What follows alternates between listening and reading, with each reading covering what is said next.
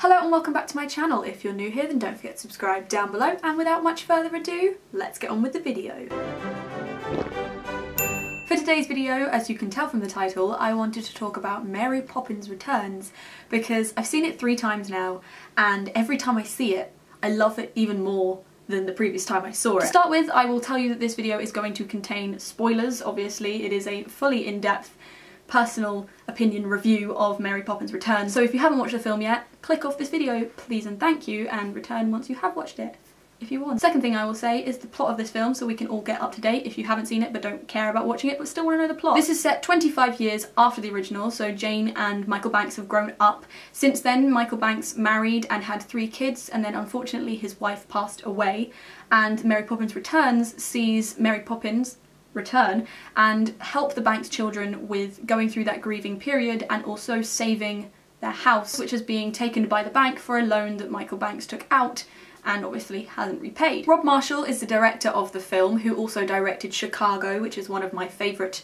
musical films. If you don't know Chicago, go and watch it, it's amazing. And then the music is by Mark Shaman, who worked on Charlie and the Chocolate Factory, the musical, which I never got to go and see, but I listened to the songs and I loved it. I really love his songs. Emily Blunt is in the title role of Mary Poppins. Now, she is said to have wanted to kind of go back to the original book version of Mary Poppins, and there is definitely a very strong difference between her portrayal and then Julie Andrews, which I really enjoyed because I love Julie Andrews so much, and she's so like sassy and kind of very proper and prim and kind of what you expect of Mary Poppins, but then Emily Blunt brings this like colourful, even sassier, even vainer kind of representation of this character that everyone loves. And she brought this kind of colourful new take on a character that I didn't realise meant so much to me, but when she enters, I cried, okay? I cried. She is then accompanied by Lin-Manuel Miranda in the role of Jack, who was Bert's assistant.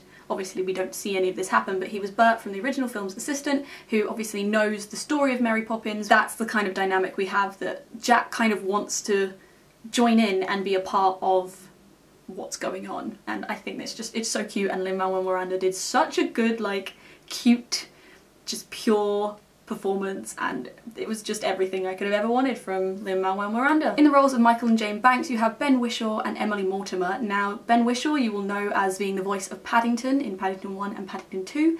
He is a pure soul, he has a pure voice, and when he sings a conversation, I think it is, in my opinion, the best song of the film in a sense of realness, if that makes sense. Like, I actually believed that he just kind of was talking. It is so moving. I cried my eyes out the first time. I don't know if it was sung on set and that's the sound they used, or if they did it beforehand and then he just kind of mimed it, but whatever they did, it was amazing. It worked so well in bringing me into the story, into the scene, and just feeling so sorry for the Banks family for losing Mrs. Banks. As for Emily Mortimer, I haven't seen any of her previous work that I know of. I do know she played Holly Shifwell in Cars 2. I think she did such a great performance of being this child that we all know of. We all know Jane Banks, we all know of her giggly nature, but Emily Mortimer was able to take that and put it into an adult form, and I genuinely would have believed that it was the same actress just grown up. Like, if I obviously didn't know, I'd just be like, oh, that's evidently the person that played Jane Banks grown up. Okay, I accept it. In the roles of Annabelle, John and Georgie Banks you have Pixie, Nathaniel and Joel. Now, these 3 kids were good. I have my reservations on Georgie because he creeps me out so much, but I think that's just obviously the way that they chose to film this kid. But I'm sorry, when you watch Imagine That and he kind of disappears back into the seagrass, if you don't think that is the most terrifying thing, you kind of see this similarity in a sense of all these kids had to grow up fast, but for different reasons. Like in the original it was because their father was very strict, very stubborn, it was a different time back then, and then in the new one it was because they were kind of forced to be able to deal with more adult matters like grieving and looking after people and kind of helping out. And I think the kids in these films are so well written because you feel for them and you kind of relate to them in a sense of growing up thing, but you also don't want them to grow up because they're kids, and I don't know if I'm making sense anymore. And then for these 3 kids who are quite young to be able to convincingly create this 17-ish minute sequence that's animated and you believe that they are genuinely interacting with these things, when I believe what they did was they brought in cardboard cutouts of what the animated character is going to look like, so the wolf and then the flamingos and all that, and then they rehearsed to the cardboard cutouts, and then when it came to actually filming they were just like green screen, like everything was a green screen. So I think for the kids to be able to convey this reality that they suddenly were thrown into was very good, and I just sounded so smart. What's happening? Obviously there are so many more characters and actors in this film, but the ones I'd like to talk about are Meryl Streep, Colin Firth, Julie Walters and Angela Lansbury. We all know their names, we all know their characters that they've been in before, Colin Firth being a very big one because obviously I know him as The King's Speech, and I know him as Kingsman, and I know him as the guy from Love Actually, all these films that I watched recently, so they're the ones in the forefront of my mind, but I haven't really ever seen him be a villain. But I thought the fact that we're so used to him playing the good guy, it just made it so much better, because until the animation part I was like, Colin Firth is a great guy, this guy's so nice, it's gonna be amazing, and then obviously everything flipped and he was the bad guy, which I genuinely wasn't expecting until the wolf scene happened. So well done to Colin Firth, and well done to everyone in Mary Poppins for making me believe that he was going to be a nice guy when he wasn't. So Dick Van Dyke, right, played the old guy in the bank. He then had a son, right, who you saw in the original film. Dick Van Dyke's old character died laughing from the man with a wooden leg joke, right? So then his son took over the bank. Now his son is who Dick Van Dyke is playing in this film, and then Colin Firth is playing that guy's nephew. I think that's right. Let's hope. Meryl Streep plays Topsy. Her character reminded me a lot of Uncle George's character from the original, his character being unable to come down from floating because he was laughing too hard, and then Meryl Streep's character having her whole entire world flipped around from 9 till 12 every second Wednesday, and it creates this great song called Turning Turtle. It's so catchy, it's so fun and just whimsical, and the set piece is amazing. I don't know if they actually flipped a stage or if they just had two stages identical, one upside down, one not. But I thought Meryl Streep's character was just this kind of wacky, crazy person that I haven't seen before, and in her singing roles I've obviously seen her in Mamma Mia and Into the Woods, and this was a completely different character once again, and I just thoroughly enjoyed it. And you know Meryl Streep's going to be amazing when she's being directed by Rob Marshall, because Rob Marshall did Into the Woods. Julie Walters plays Ellen, who is the maid from the original, but obviously in this one she has grown up, and she's still the same wacky, crazy, breaks everything kind of person, and I just really appreciate, in the last song, Nowhere to Go But Up, Julie Walters just holds these two balloons and just kind of like goes for it. And obviously I'm used to her being Molly Weasley, so it's just so funny to me, and it's just so like great to witness that just Julie Walters flying with two balloons, singing this song, and it just brings me so much joy, okay? And finally we come on to Angela Lansbury. Now Angela Lansbury plays a balloon woman. We obviously all know that Angela Lansbury is meant to be Mary Poppins, if not meant to just kind of resemble what we all know and love about Mary Poppins, with a song and balloons, and it's just so pure and I love it so much. And I think even though Angela Lansbury isn't my favourite singer out there, her voice in this film just, it works so well, okay? It's so good. There is not a single song in this film that I do not love, and I mean love, okay? Because I've listened to them all many, many times. So the soundtrack actually came out on the 7th of December. I know because I was there at 1 minute past midnight downloading the soundtrack, and I listened to it every single day at least once, but many times it was way more than once, and I learnt every word in every song. And yes, I can do the rap in A Cover Is Not the Book, and I'm very proud of that accomplishment. It took me exactly 1 week to learn it. It is very hard, let me tell you, to find where to breathe. It is very rewarding, okay? It's like learning Hamilton. You feel so powerful knowing that you can do the rap. Conversation, I obviously already kind of told you why I love that song so much. The next song I loved was Can You Imagine That? For doing the same thing of being very in sync. I've never seen a more sassy moment than when Emily Blunt turns around while singing and she's like, John, you're right, it's good to know you're bright. And I'm like, oh my god, hello Mary. Like, that was when I was like, this is a spoonful of sugar, but like updated, sassier, alright, let's go. And I just thought that song was great. I also think it's got a very, very good kind of theme and to the song of being like, yep, okay, it's impossible, but like, is it impossible? Like, is it really? Think about it. Like, just imagine being able to do it. I just think that's really uplifting and a very good motivational happy song. Royal Dalton Music Hall. Now this is one of the songs that is part of that animated sequence, which the animated sequence in itself takes the kind of style of the original. It is all hand drawn. They brought out retired Pixar and Disney animators to draw said scene. But the thing that made me so happy about that scene was the first song, Royal Dalton Music Hall. The song itself is very good, it's very whimsical, it's very Mary Poppins-esque, it's a lot like Jolly Holiday. Bear with me a second, okay, I'm gonna become my sound student. In this scene they obviously go onto and thus into the Dalton bowl, which is in the kids' bedroom. This bowl is a ceramic bowl, it is made of china, it is very, very fancy and posh and like all that kind of thing. When they first go onto this bowl, and every other time they move, every footstep sounds like it's on a ceramic floor. When Jack taps the trees in the bowl, it sounds like china. When they move, it sounds like china. When they slide down, it sounds like someone sliding on china. It's just, I just really appreciate it, okay? And I thought it was really good sound design, and it happened throughout the entire scene. They did not take a moment to just stop the footsteps and stop that very, very specific sound of what it would sound like on the bowl. And it made me happy, okay? Because it was just the little things, just the little things. Also, this song has the best lyric I have ever heard in my life. People are gonna think I'm crazy about this, but dilly dynamical, simply ceramical. Ceramical, okay. My sister torments me about this because she thinks it's hilarious that this is my favourite thing, but they are in a ceramic bowl. They are going to the Dalton Music Hall. Mary Poppins describes it as simply ceramical. Ceramical. Ceramical. The Cover Is Not the Book is the first song that was actually filmed, as they had to do so much animation on it. The penguins, guys, the penguins. They came back. I had a guest in the store and they'd seen the premiere of it, and they said that they were watching that scene and they felt it was very odd because it wasn't very Mary Poppins, like she was this posh English, like proper spoken person, and then suddenly went Cockney. And I see that when I watch that scene. I don't necessarily see Mary Poppins being this Cockney person, I see Emily Blunt.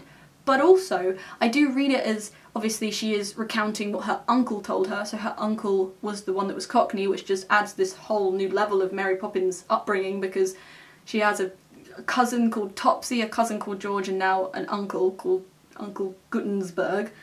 Where was she born? Who knows? Nobody knows about Mary Poppins. But I did think that it kind of worked in a way, because it showed that Mary Poppins likes to have fun, likes to kind of mess around, be a child and perform. She's a performer. Obviously she's a nice nanny and everything, but in essence she performs to these kids, she shows off.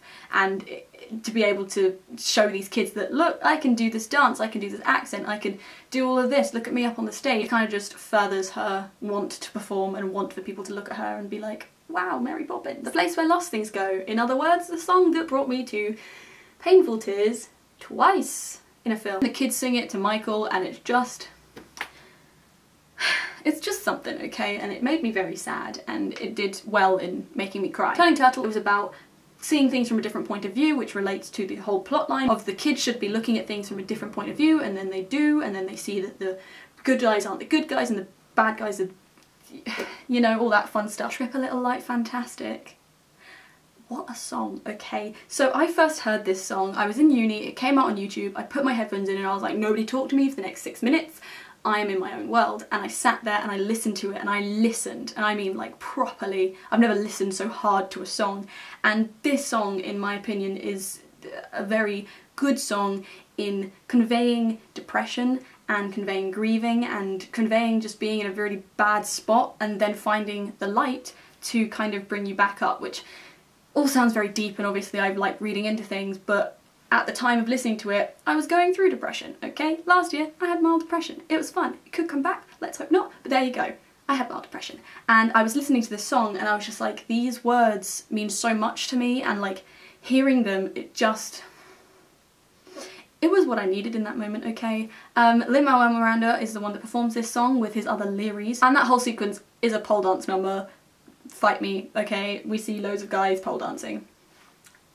That's the tea. The lyrics are just so good in this song, okay, and they really resonate with me, and I think we should all listen to them, and it helped in a way with how I was feeling and kind of being able to just kind of know that I can push on through. So just, I'm going to read you a couple because they really hit home. When you're alone in your room, your choice is just embrace the gloom, or you can trip a little light fantastic with me. So when life is getting scary, be your own illuminary. If you're deep inside the tunnel when there is no end in sight, or just carry on until the dawn, it's darkest right before the light. So when troubles are incessant, simply be more incandescent, okay?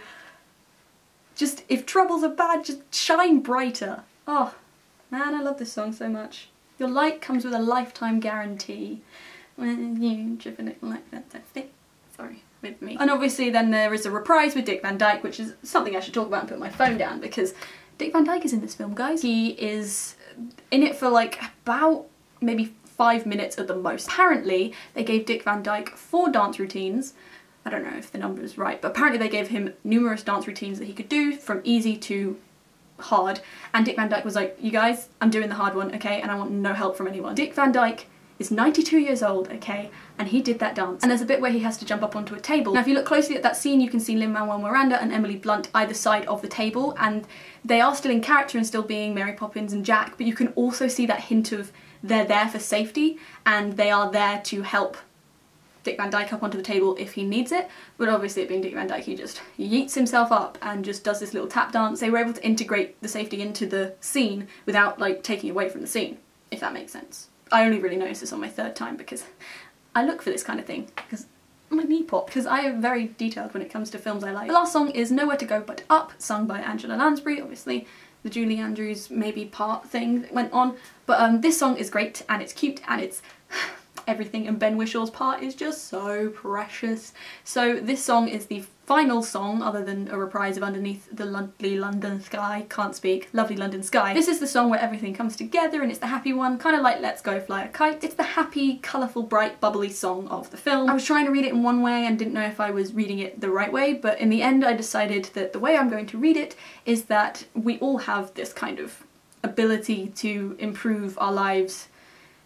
I say that, I'm realising that sounds so stupid because some people really aren't given the opportunity, but the idea that the happiness is found within, and by helping other people, give a lift to a foe or you'll reap what you sow. That is what the lawyer says, the guy that helps them in the end. He says that line, and it's great because obviously in the film he does help them, otherwise he would have felt bad all of his life. He chose the happy path and he went up, you know, he went up in life. He got promoted maybe, who knows what happened to that guy, but he chose the right path, he chose happiness and he chose to help them, and it just, that whole idea. And then Colin Firth's character obviously didn't choose the happiness and his balloon did not go anywhere. Also, as I said, Julie Walters, 2 balloons flying in the air, beautiful, only just got on a 3rd viewing that she says, I'll polish the stars, and then the rest of the family go, Ellen, you better let us, because obviously Ellen breaks everything. I'm speaking too fast, okay. Anyway, I love that song. My voice is going. There are other things I need to talk about, but yes, the songs are amazing, okay? Go and listen to the soundtrack if you haven't, because it's amazing. Oh, another thing about the soundtrack and the score in general, they have integrated the original instrumentals of the songs like Let's Go Fly a Kite, A Spoonful of Sugar, like all of them into the new soundtrack. So you hear bits of the songs that you know and love, which just adds to it, okay? It adds to it as a nod to the original, but also being its own thing. Sandy Powell. That's what we're going to talk about now. Now, Sandy Powell did the costume design for this film. First of all, I want to say that Sandy Powell did an amazing job, for me personally, because I genuinely think that they are my favourite collective costumes in any film that I've ever watched. And I've watched a lot of films, but the colours, the patterns, like they were just so unique and so in with the time, but also wacky and new, and it was just everything I wanted, okay? It seems that Sandy Powell really wanted to integrate stripes and spots and just pattern. Even when they are in the animated sequence, their costumes have stripes or dots, and it just seems to be the underlying theme is stripes, okay? And it just works so well, and everyone has unique stripes and unique spots, and I suddenly sound like Cruella de Vil. Spots, spots, spots. I need to stop. Personally, Emily Mortimer's character of Jane has the best style in the film, other than Mary Poppins, obviously. But Emily Mortimer was given this kind of like chic, powerful woman like her mother's style, but she always wore trousers, and I really appreciated that because obviously in those times women were expected to wear skirts and all that kind of thing, and I'm like, no, okay, there were some really cool trousers back in those times, and I want to see the trousers, and Jane Banks delivers, okay? She delivers. Also, all the Learys, they were very like dirty, but also very chic again. And I just, man, Sandy Powell did a really good job, and I think I found a new fave costume designer, and she makes me want to draw, okay? She makes me want to draw the costumes. Speaking of drawing on costumes, that was a really good transition there. Every costume in the animated sequence was hand painted. Hand painted. So they took 2D costumes, and by that I mean flat costumes, one layered. Let's take Emily Blunt's dress. It is this amazing pink frilly costume, and it looks like it's got frills, yes? No. Okay, that was all hand painted. All those frills are flat. There is a video out there of them painting the purple costumes from A Cover Is Not the Book, and I wasn't prepared to see that, but they genuinely painted. Apparently it was a lot of trial and error. Powell said that she didn't actually think the costumes in the original were not bad or anything, but that she didn't think they were kind of good enough in keeping up that idea that Mary Poppins and the kids went into this animated world because the costumes were so far from the animated world. So her idea was to integrate them more closer together, so then the only thing that didn't look animated was the actual physical human people, if that makes sense. So I think she did a great job, and when I first saw those costumes, did I scream? Yes, I did. I love them, and I really, really want Mary Poppins' purple costume so bad. Please, how do I make it? Someone, anyone, how do I make that costume? Because I want to be Mary Poppins, but I want to be Chicago-style Mary Poppins. I want to be able to sing A Cover Is Not the Book with the whole costume. Yes, I do. Thank you very much. Cool. Now, I can't talk about this film without talking about the negatives of this film, because I don't feel like I'd be honest if I didn't. I only have a couple that I can remember because I have a bad memory. So the first one is, in the beginning, underneath a lovely London sky, I didn't love Lin-Manuel Miranda's acting. I'm not gonna lie. Obviously, now it's got better and I've watched it more times, but on that first viewing, I felt really disconnected from what Lin-Manuel was trying to do. Now, having realised that it took so much effort to be able to do that scene of him singing on a bike and everything, like, it took a lot to get that scene done. So I see it in more of a technical side, which makes me appreciate it more, which makes me appreciate his acting more. But it felt disconnected. It just felt like it was missing something. And that's the little thing there, just that beginning bit. Also, on an original viewing, Jack's character in general just kind of pops up and kind of welcomes himself into the kid's room. I know he's with Mary Poppins, but a random guy climbing into the window of a kid's bedroom, is that not creepy? It just felt a bit like forced and weird, but now realising and watching it again and kind of understanding it better, Jack just kind of wanted to meet Mary Poppins and talk to Mary Poppins and get to go on an adventure. He was as much of a kid as Annabelle, Georgie and John Banks. Like, he just wanted a fun adventure, which you can see, he's so pure. And when he does that little smile at Jane Banks, and it's just, I've never seen someone so happy and so childlike and pure. And the other thing that I wasn't too keen on the first time, but having rewatched it and thought about it, makes more sense, is Mary Poppins had every opportunity to help with the Big Ben scene, okay? But she didn't, until right at the end. Now, when I first watched that, I was like, you just made them all go up there, risk their lives, and you could have just gone and like flicked it. And the same thing goes with the kite and just helping the kids in general. However, on rewatching it, thinking about it, actually like stopping and analysing everything that I saw, I now read it as Mary Poppins helps people find the right thing to do.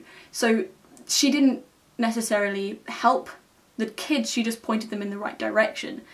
She took them to Topsy, who told them to look at things from a different point of view. She kind of creates these situations to get people to understand and do it themselves, which I think is very good in teaching like kids nowadays that yes, you can have pointers and everything, but we have to have the opportunity to do things ourselves and fix things ourselves, and this is not making any sense. And obviously when they go to the bank, they do see him in a different point of view and they realise that that was what Mary Poppins was teaching them. Like a lesson. She's a teacher, okay? She's a nanny, she's a teacher, she teaches people lessons. When it comes to the Big Ben moment, I read it as she wanted to see that these people were going to try, because she didn't want to intervene.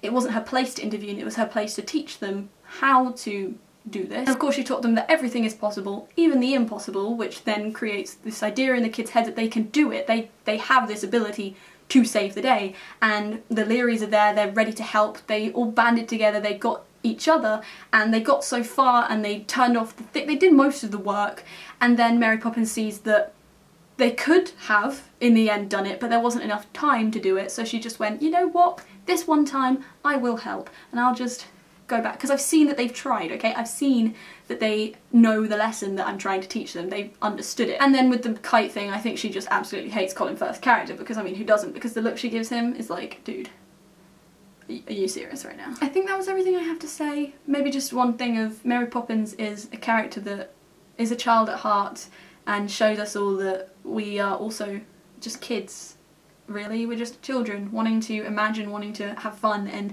they really kept the tone of the original books and Walt's ideas of what Mary Poppins should be. For them to come back with a new film that everyone was worried about and make the film that they did and treat it with such care and treat it with such love, I'm thankful. If you have any thoughts and opinions, obviously everyone is entitled to their own opinions when it comes to film. Please leave them in the comments, please be courteous of those around you. Everyone is entitled to their own opinion when it comes to film. There's no such thing as bad film. When it is an individual opinion, blah, blah, blah, blah. Yeah, if you enjoyed today's video, then please do not forget to subscribe just here. Also click on my previous video just here. Here will be a link to a recommended video, and leave a comment down below if there is any films coming out that I should see. Yeah, or that you've seen and you loved, and tell me why. But until next time, bye!